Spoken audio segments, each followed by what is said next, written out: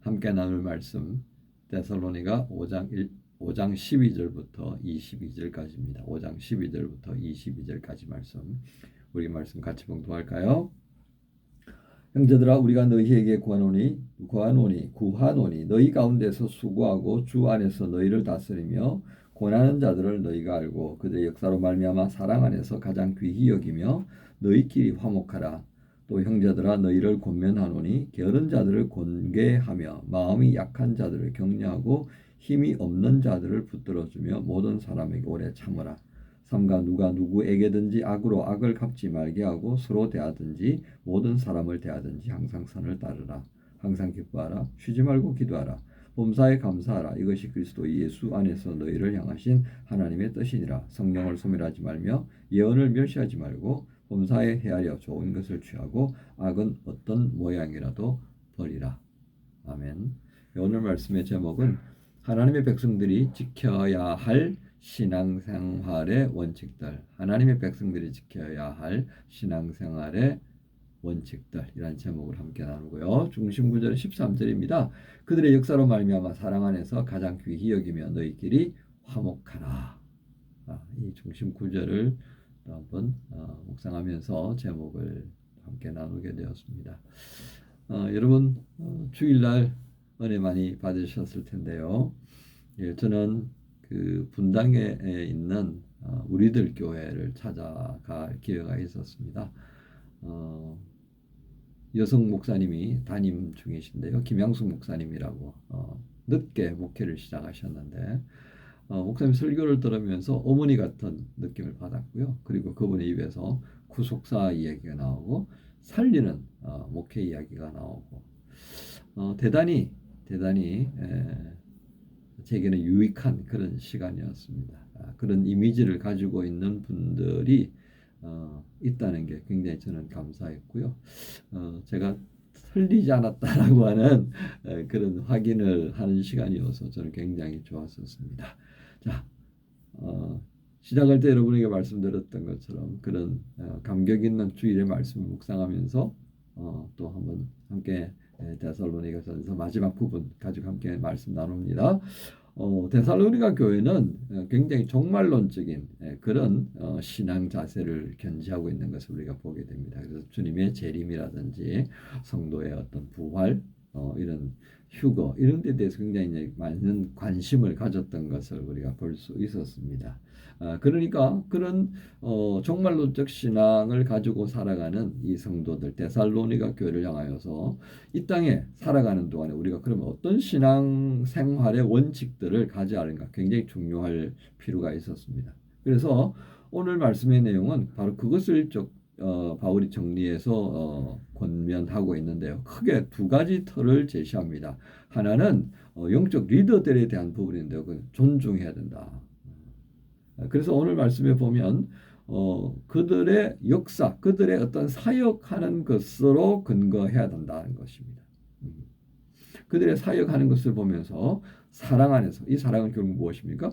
하나님께서 그리스도 예수 안에서 보여주신 죽기까지 사랑, 그 사랑입니다, 여러분. 이 사랑 안에서 귀히 여긴다 말이에요. 그러니까 전제가 되어 있죠, 그죠? 이 말씀 전하는 이들이 정말 그리스도 예수 안에서 그들의 공동체가 경험했던 그 죽기까지 사랑하는 그 사랑의 헌신의 모습을 주목할 필요가 있고 그것을 받는 성도들도 죽기까지 사랑했던 그리스도 예수의 마음으로 어떻게 해요? 존경하는 겁니다. 그 사랑 안에서 존경하는 거예요. 그러니까 전제가 있는 겁니다. 그죠? 목회자든 성도든 정말 최선을 다해서 사랑하는 것이 필요한 거예요. 그러면서 극히 존경하는 것. 이게 이제 첫 번째. 그다음에 두 번째는 공동체에 있는 지체들을 향해서는 어떻게 해요? 서로 화목하게 지내야 한다는 말씀을 합니다. 자, 이 화목하게 사는 것이 그냥 되는 거 아닙니다. 그죠? 화목은요, 이 상호 관계에서 비롯되는 겁니다. 상호 관계에서. 나 혼자 막 이렇게 뭘 한다고 해서 되는 게 아니에요. 그건 어느 일시적인 것밖에 안 되는 겁니다. 이게 이제 임계선을 넘어가면 뻥 터져가지고 그동안 내가 이렇게 참았다 그러고 하고 이제 난리가 나는 상황이 가는 거죠. 그죠? 여러분, 그래서 이 화목에 대한 말씀의 내용들이 그 다음 14절부터 22절까지 기록했다라고 보시면 되겠습니다. 14절은 삶을 규모 있게 살도록 서로 권면하는 것이 되어집니다. 이게 화목의 시작인 거예요. 서로가 규모 있게. 내가 이웃을 향할 때 어떤 규모로, 내가 가족에게 어떤 규모 있는 삶을 통해서 화목하게 될 거냐. 이거 고민하게 만드는 거죠. 그래서 형제들아 너희를 권면하노니 게으른 자들을 권계하며 마음이 약한 자들을 격려하고 힘이 없는 자들을 붙들어주며 모든 사람에게 오래 참으라 그랬습니다. 그러니까 이 화목을 위해서 참 중요한 부분들이 여러 가지 권면을 통해서 이루어지는데 그 권면이라는 것이 어느 순간에 되나요? 그거 아니잖아요. 지속적으로 하는 겁니다. 그런데 그 권면이 짜증나게 했다고 한다면 그것도 역효과가 나잖아요. 역효과가 안 나게 하면서 어떻게 지혜롭게 할 건가? 이게 인내가 필요한 거예요. 그죠? 리더 역할을 해보니까 여러분 그런 거 느끼지 않습니까? 자, 그 다음에 그 인내하는 그 과정을 통해서 서로가 가지고 있는 공통 분모를 발견하는 거죠. 그래서 야 이것 때문에 우리가 함께 화목을 도모해야겠다. 나하고 전혀 관계없다라고 생각되면 화목할 필요도 없는 거예요. 그래서 가족이라고 하는 것은 공동 분모를 찾는 거죠. 아 이게 우리가 공동 분모구나. 그래서 가족은 공동 분모가 많은 거예요. 많은 거. 그런데 남은 뭐예요? 공동 분모가 극히 적은 거예요. 거의 없다시피 한 거예요. 그런데 그 이웃과 내가 공통 분모를 만들어 가니까 이거 얼마나 힘들겠습니까? 여러분 유학생활 자체도 힘든데 교회에 와서 어떤 셀 얘기해 봅시다. 셀장이 되고 부셀장이 되고 청년 임원이 되어서 이 셀과 이 청년들과 공통 분모를 만들어 가는 게 쉬워요? 그러니까 한번 생각해 보세요. 여러분 나는 2년 3년마다 계속해서 새로운 친구들 만나잖아요. 좀 공동체성, 공통 분모를 만들었다 싶으면 또 뭐 귀국하든지 다른 도시로 가고 또 새로운 친구가 오면 또 그 새 친구를 이 하나님 주님이 교회 안에서 또 공통 분모를 가질 수 있도록 만들어가는 것. 이거 쉬운 거 아니더라고요. 정말 제 자식도 제대로 잘 못 키우고 뭐 알잖아요, 그죠? 여러분 그런 모습들을 생각하면서 이게 인내가 필요한 거더라고요. 인내. 자식 키우는데도 인내가 필요하고요. 여러분들을 돌보는데도 제가 인내가 필요해요. 또 여러분 스스로도 그런 공동 분모를 만들어가는데 인내가 필요한 거 아마 많이 느끼실 거예요. 그것이 그냥은 안 됩니다. 그죠? 그냥 안 되니까 그 다음에 하나님 안에서 참된 기쁨을 추구하고 기도하고 감사하는 쪽으로 이끌어 가잖아요. 그러니까 우리가 진짜 좋은 게 뭔가를 발견하면 그것 때문에라도 인내할 수 있다 이거예요. 그리고 그것을 인하여 우리가 기도하고 그리고 감사할 수 있는 그런 자리까지 나가게 된다면 이게 이루어진다라고 본 겁니다. 제가 이 기쁨 가운데에 참 기쁨을 얘기하고 싶은데요. 제가 지금 그 화요일 아침까지 머물게 되는 곳이 이 동탄에 있는 중심가예요. 중심가에 있는 숙소를 이제 제 지인이 제게 허락해 주었어요. 은혜가 풍성한 거죠. 제 머리 털라고 이렇게 높은 곳에서 이렇게 우아하게 며칠을 보내는 게 정말 이런 은혜를 받아도 이런 누려도 되나 싶을 정도였습니다. 근데 이제 제가 이 동탄 그 센터에 있다 보니까 14층에 있거든요. 그래서 이렇게 바깥을 내려다 보면요. 정말 불빛이 휘황찬란해요. 밤새. 그래도요. 요즘 제가 시차 적응 때문에 잘 깊이 못 자거든요. 그래서 이제 여기 시간을 한 새벽 4시쯤 되면 깨요. 깨가지고 이렇게 내려다 보면요. 그 12시, 1시까지도 부쩍부쩍 하던 그 골목들이요. 다 꺼져 있는 거예요. 몇 군데 켜져 있어요. 여러분 그게 뭘 의미하는 것 같아요? 그 불빛이 왜 켜져 있겠어요? 세상에 즐거움이 있는 곳이라고요. 거기가 그 불빛이 있는 곳이요.